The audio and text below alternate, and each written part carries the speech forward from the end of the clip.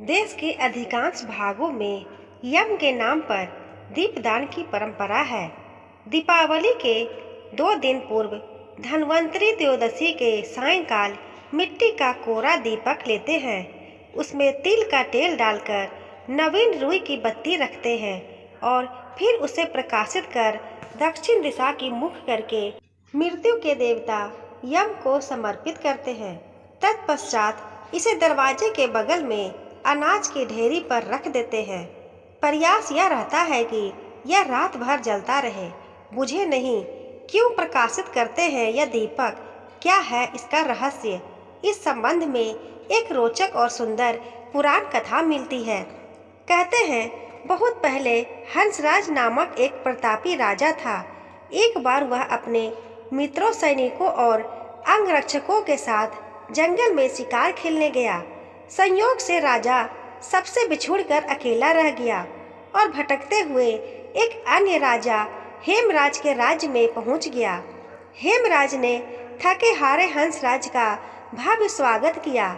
उसी रात हेमराज के यहाँ पुत्र जन्म हुआ।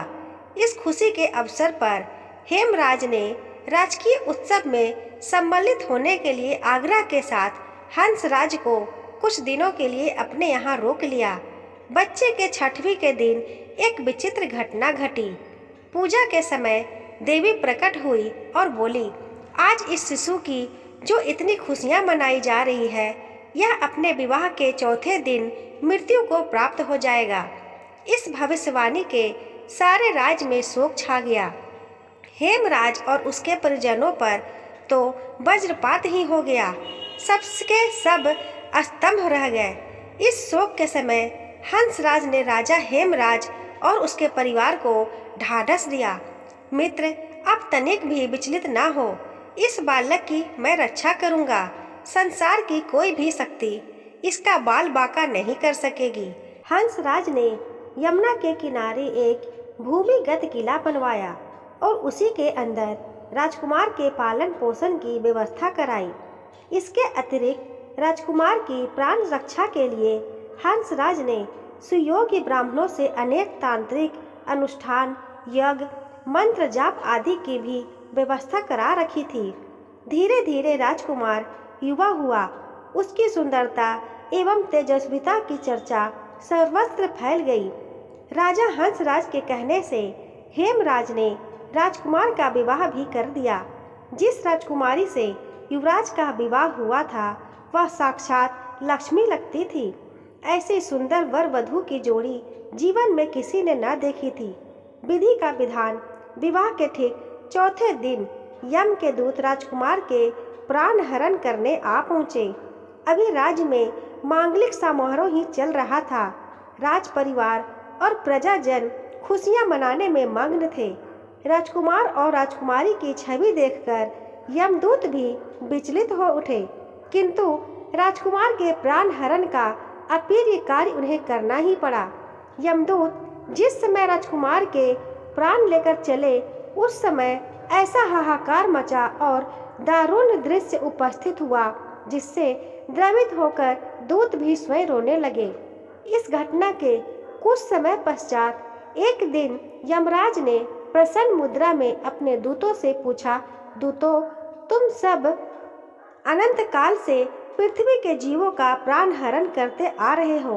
क्या तुम्हें कभी किसी जीव पर दया आई है और मन में यह विचार उठा है कि इसे छोड़ देना चाहिए? यम के दूत एक दूसरे का मुंह देखने लगे। यमराज ने उनके संकोच को भांप कर उन्हें उत्साहित किया, झिझको मत, अगर ऐसा प्रसंग आया हो तो निर्भय होकर बताओ। इस पर एक दूत ने सिर झुकाकर निवेदन किया, मृत्युदेव, ऐसे प्रसंग तो कम ही आए हैं, किंतु एक घटना अवश्य हुई है जिसकी स्मृति मुझे आज भी विह्वल कर देती है। यह कहते हुए दूत ने हेमराज के पुत्र के प्राण हरण की घटना सुना दी। इस दुखद प्रसंग से यमराज भी विचलित हो उठे।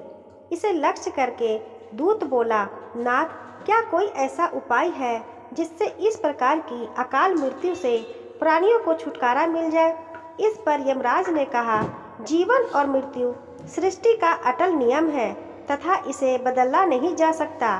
किंतु धनतेरस को पूरे दिन का व्रत और यमुना में स्नान कर धन्वंतरी और यम का पूजन दर्शन अकाल मृत्यु से बचाव कर सकता है। यदि यह संभव न हो तो भी संध्या के समय घर के प्रवेश द्वार पर यम के नाम का एक दीपक प्रज्वलित करना चाहिए। इससे असामयिक मृत्यु और रोग से मुक्त जीवन प्राप्त किया जा सकता है। इसके पश्चात से ही धनतेरस के दिन धन्वंतरी के पूजन और प्रवेश द्वार पर यम दीपक प्रज्वलित करने की परंपरा शुरू हुई। दोस्तों, आशा करती हूँ आपको ये कहानी पसंद आई होगी। कहानी पसंद आई हो तो वीडियो को लाइक करें, अपने दोस्तों के साथ शेयर करें। चैनल को अभी तक सब्सक्राइब नहीं किया है तो सब्सक्राइब जरूर कर लें। धन्यवाद।